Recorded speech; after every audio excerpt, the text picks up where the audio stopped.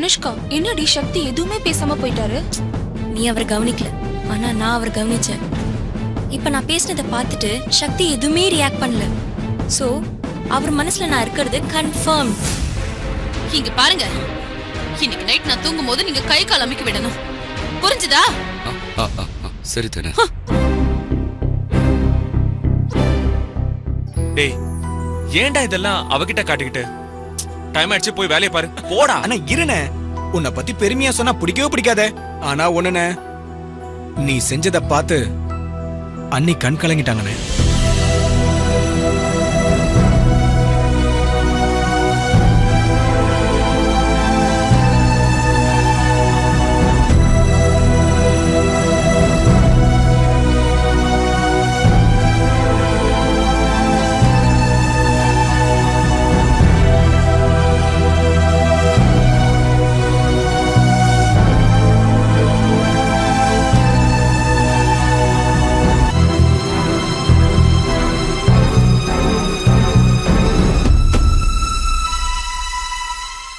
எனக்காக ஏன் இவ்ளோ கஷ்டப்படுறீங்க?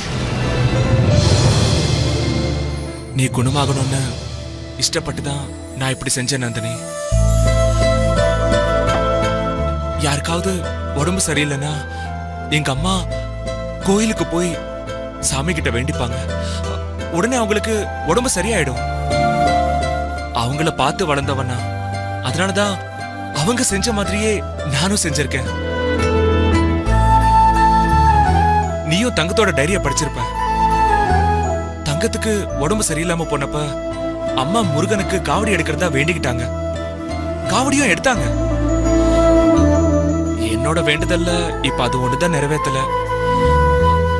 உனக்கு முழுசா உடம்பு சரியான உடனே உன்னையும் கோயிலுக்கு கூட்டு போய் அந்த வேண்டுதலை நிறைவேற்றலான் இருக்கேன்.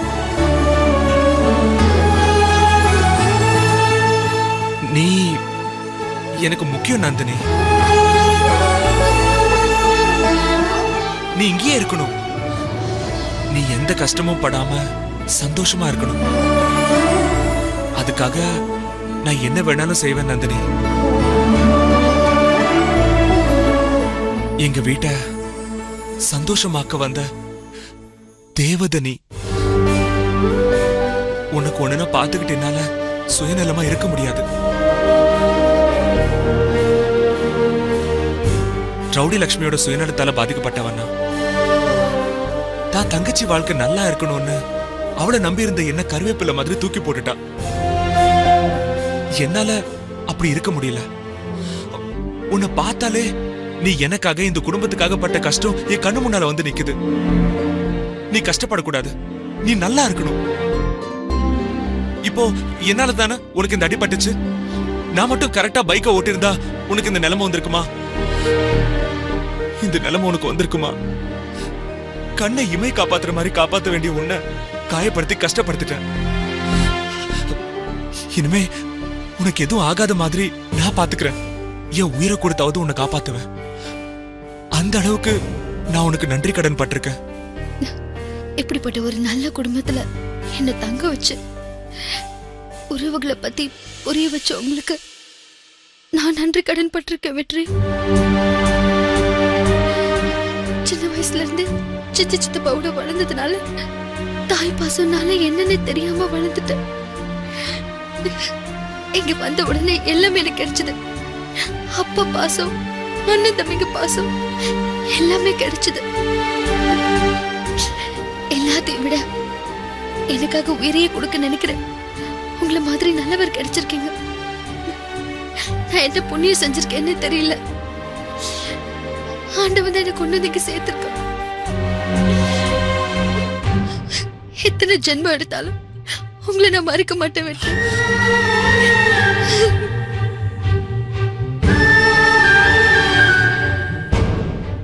சாரி, என்ன மன்னிச்சிரு. தெரியாம கைப்பற்றுச்சு.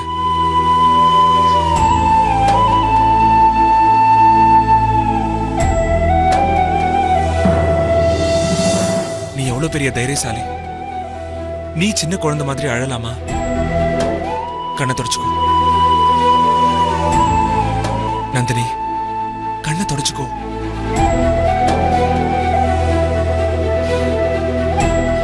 இன்னும் 2 நாள்ல நீ எழுந்து நடக்க ஆரம்பிச்சிருவ. தைரியமா இரு நந்தினி. யானை படுத்தாதான் எந்திரிக்க லேட் ஆகும். நீ குதிரை, கீழே விழுந்தா உடனே உன்னால எந்திரிச்சு ஓட முடியும். தைரியமா இரு.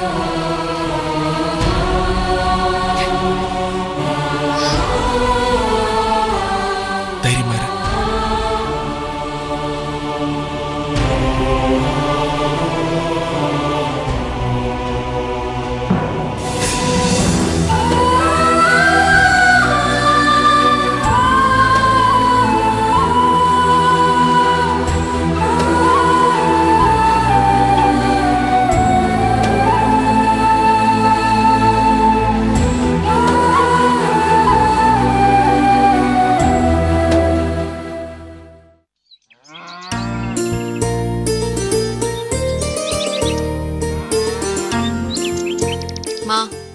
எதுக்குமா நீங்க கூட்டிட்டு வந்த? உங்ககிட்ட தனியா பேசணும் தான். என்கிட்ட தனியா பேசனா இருக்கு. மறுபடியும் அந்த மைனரை கல்யாணம் பண்ணிக்காதன்னு சொல்ல போற அதானே? நான் கோயிலுக்கு போயிட்டு வர வழியில வெற்றி தம்பிய பார்த்தேன். எதையோ பறி கொடுத்த மாதிரியே இருந்தாரு. அவரை பார்க்கவே மனசுக்கு ரொம்ப கஷ்டமா இருந்தது. எப்படி சந்தோஷமா இருந்த தம்பி இப்ப உன்னால நில குலைஞ்சு மொத்தமா மாறி போயிட்டாரு. இப்ப எதுக்கு அவரை பத்தி பேசிட்டு இருக்க? அவருக்கும் எனக்கும் எந்த சம்பந்தமும் இல்லைன்னு ஆயிடுச்சு. பேசாம விட்டு தள்ளுமா. உன்ன மாதிரி என்னால எதையும் அவ்வளவு சுலபத்துல மறக்க முடியாது. உனக்கும் வெற்றிக்கும் கல்யாணம் நடக்க போகுதுன்னு நான் எவ்வளவு சந்தோஷமா இருந்தேன் தெரியுமா? கல்யாணத்துக்கு முன்னாடி நீங்க 2 பேரும் தனியா வெளியே சுத்துனா அக்காவே இப்படி இருக்காளே, அவ தங்கச்சிங்களும் இப்படிதானே இருப்பாங்கன்னு ஊரே தப்பா பேசுமா. அதனாலதான் அவர் வீட்டுக்கு வரும்போதெல்லாம் நான் கோவப்படுற மாதிரி நடிச்சேம்மா.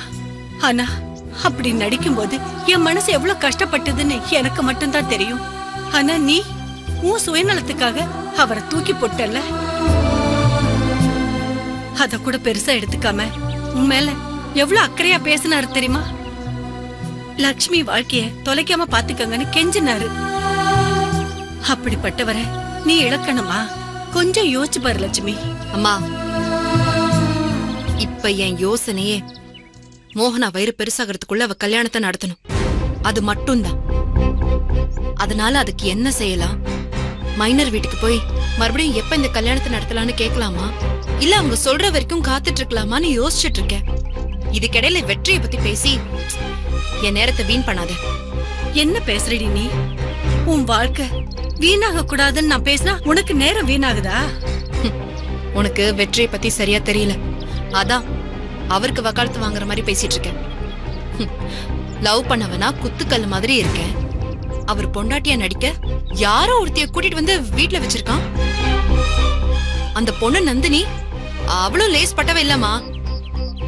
காசுக்காக எதையும் செய்யறவ. ஏய், அந்த பொண்ணு ரொம்ப நல்ல பொண்ணுடி. அவளை பத்தி தேவையில்லாம தப்பா பேசாத. அம்மா, நீங்க நந்தினிய நல்ல பொண்ணுன்னு சொல்றீங்க. ஊர் அவள நல்ல மருமகன்னு சொல்லுது. இப்ப நீங்க என்ன சொன்னீங்க? வெற்றி கிட்ட பொய்யா நடிக்க கஷ்டமா இருக்குன்னு சொன்னீங்க.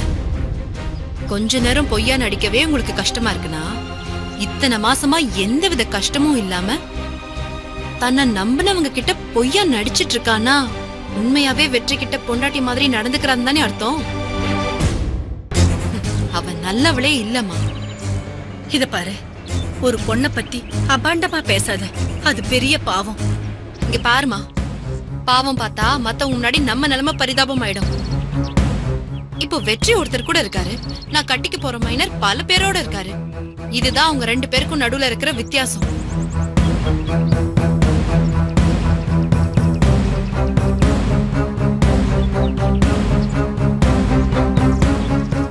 இங்க பாருமா, மைனர் மாதிரியே வெற்றியும் என்ன வெற்றிக்க திட்டம் போட்டிருக்காரு. அது எனக்கு தெரிஞ்சு நான் விலகிட்டேன். உடனே வெற்றி என்கிட்ட வந்து, உன் தங்கச்சி கல்யாணத்தை நீ எப்படி நடத்துவேன்னு நானும் பாக்குறேன்னு என்கிட்ட சவால் விட்டாருமா. அப்படி பேசியிருந்தா அவர் ஏண்டி உன்னை பத்தி அக்கறையா விசாரிக்கணும்?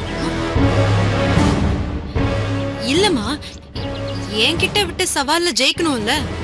அதுதான் உன்கிட்ட வந்து நல்லவர் மாதிரி பேசியிருக்காரு. அவரை நீ நம்பாதம்மா. ஏமா, பெத்த அம்மா அப்பாவையே ஏமாத்தி தான் வீட்லயே ஒரு பொண்ணை வச்சிட்டு இருக்கிறவன் எவ்வளவு பெரிய அயோக்கியனா இருக்கணும். நீயே யோசிச்சு பாரு.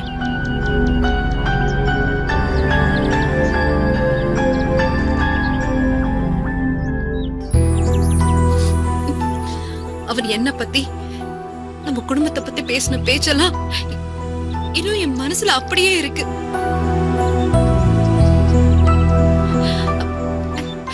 வேணாமா, அதெல்லாம் சொன்னா நீங்க ரொம்ப மனசு கஷ்டப்படுவீங்க. அதனாலதான் நான் சொல்லல. இனிமேலாவது வெற்றியை பத்தி பேசாம போங்க, போய் வேலையை பாருங்க. போங்க.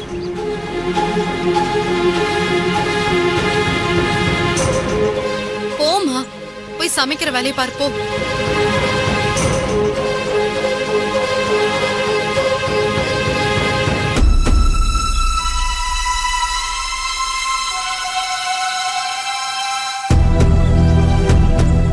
என்ன மன்னிச்சிருங்க வெற்றி.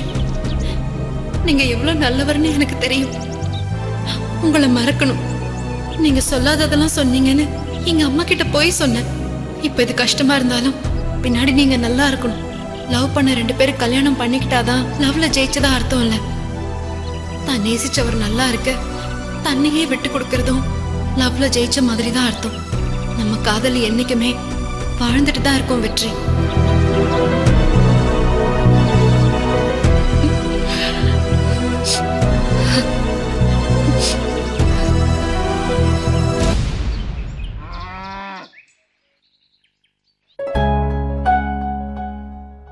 இந்தாங்க மாமா.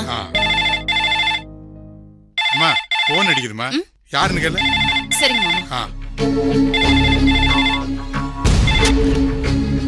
ஹலோ, நான் கடவுளின் குழந்தைகள் கருணை இல்லத்திலிருந்து சுவாமிஜி பேசுறேன். அங்க நந்தினி இருக்காங்களா?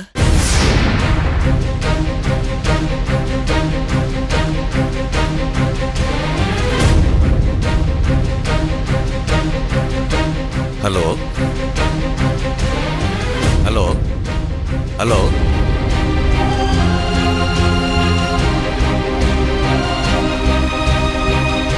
என்னடா போன் எடுத்துட்டு எதுவுமே பேசாம இருக்க? யார் போன்ல? அதுவாப்பா, நம்ம வயல்ல போட்ட வேர்க்கடலை நல்ல மகசூல் கொடுத்துருக்குல்ல, அத பத்தி நேர்ல பேசதான் நம்ம வயலுக்கு வர சொன்னேன். இத சொல்றதுக்கு ஏன் தயங்குற? தாராளமா போயிட்டு வா.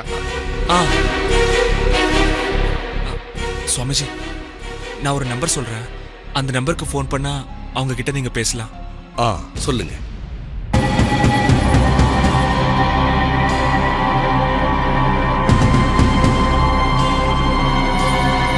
சரி.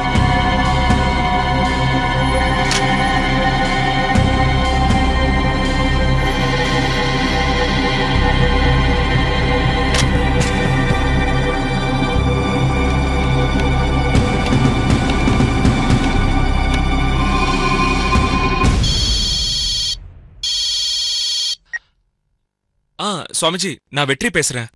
ஓ, நந்தினிய நடிக்க கூட்டிட்டு போன தம்பியா? சுவாமிஜி, ஒரு முக்கியமான விஷயம். இந்த வீட்ல நந்தினி பேரு லக்ஷ்மி.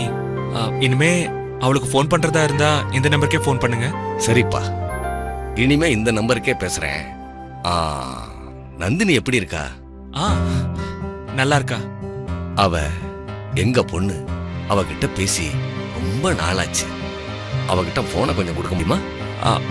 ஒரு நிமிஷம் லைன்ல இருங்க, அவகிட்ட போனை தரேன்.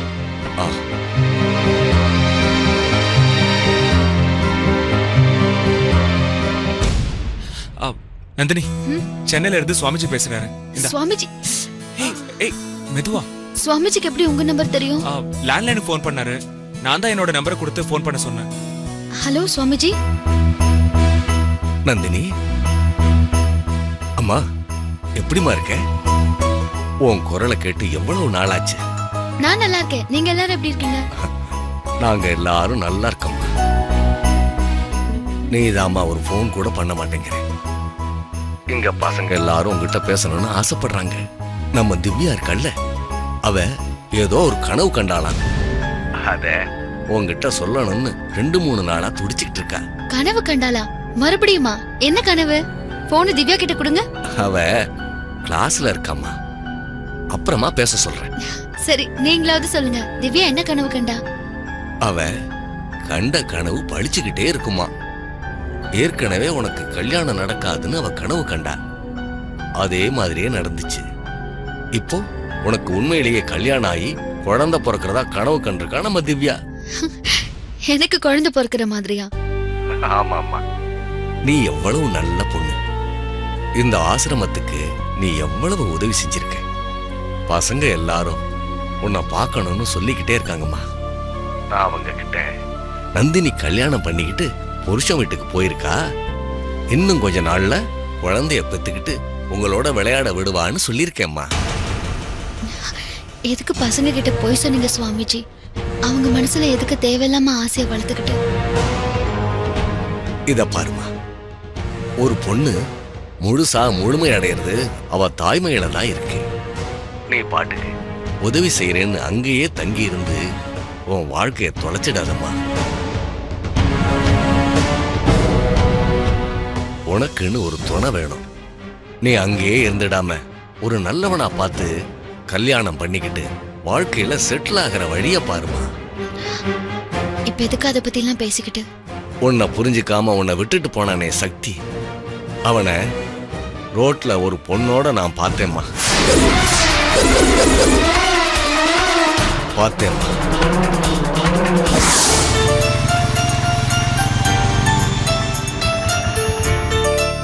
அப்ப நான் வரேன் சாமி. போயிட்டு வாங்க.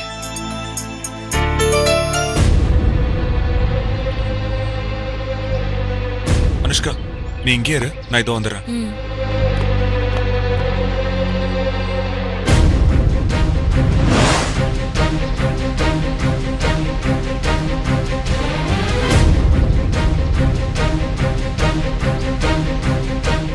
அம்மா, உங்ககிட்ட ஒரு விஷயம் சொல்லலாமா? சொல்லுங்க சாமி. நீ ஏம்மா அவன் கூட சுத்திட்டு இருக்க? ஏன்? அவன் நல்லவன் இல்லம்மா, ரொம்ப கெட்டவன். நந்தினிங்கிற பொண்ணை ஏமாத்துன அயோக்கியன்.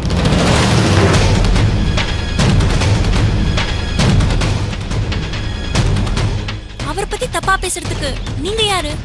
அவரு என்னோட உட்பி. பார்த்தா நல்ல குடும்பத்து பொண்ணு மாதிரி தெரியுது. அவனை நம்பி உன் வாழ்க்கையை இழந்துடாதம்மா. இங்க பாருங்க, உங்க அட்வைஸ்க்கு ரொம்ப நன்றி. நீங்க என்ன சொன்னாலும் அவர் தான் என்னோட புருஷன். ரோட்ல வரவங்க போறவங்க எல்லாம் அவரை பத்தி தப்பா பேசுவீங்க, நான் உடனே அதை நம்பிடுவேனா? போங்க. அம்மா, நான் சொல்றத கொஞ்சம் கேளுமா. எனக்கு தெரியும் அவன் அயோக்கியம்மா.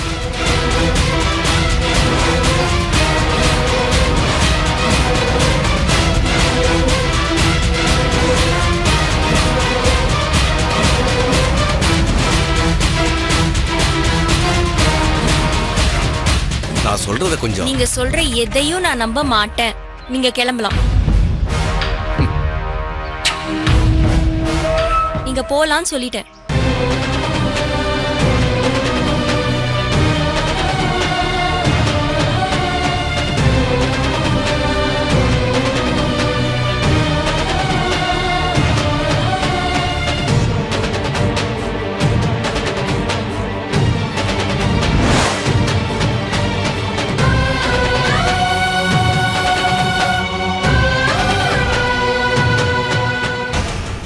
சக்திய பத்தி என்ன எதுவுமே பேச விடாம அவனை தான் கல்யாணம் பண்ணிக்க போறேன்னு அந்த பொண்ணு சொல்றாமா.